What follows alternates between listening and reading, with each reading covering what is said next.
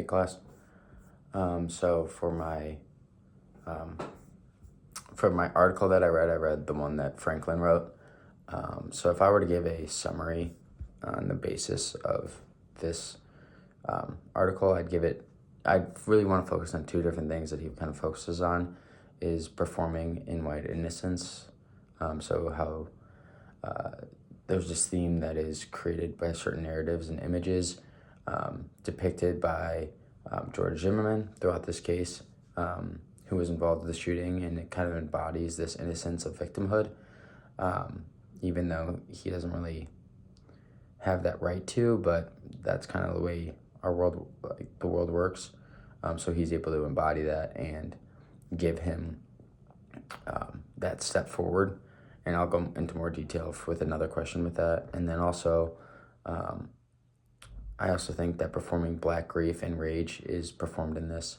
Not performed, but presented in this. You can see Martin's family collecting a lot of anger within the black community because they highlight their emotional responses to the incident throughout this entire thing.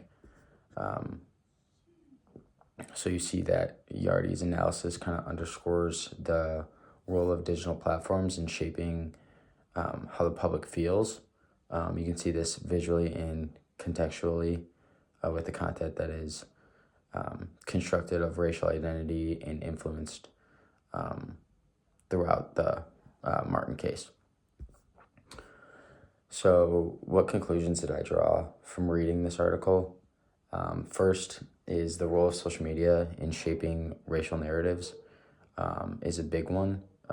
Martin's case was totally embodied by racial narratives. You can see the grief and anger throughout the black community from George Zimmerman as he played the innocent figure throughout this entire case. I also kind of saw like the visual and contextual representation. So you see how images and messages on social media are kind of taken, even though they aren't necessary facts of the case, but how the emotional response is given throughout that. So someone's emotional response can be totally different from the facts of the case. So it can kind of skew those things. One of the other things that I found, like I think of this article, is the cultural and political intersection. So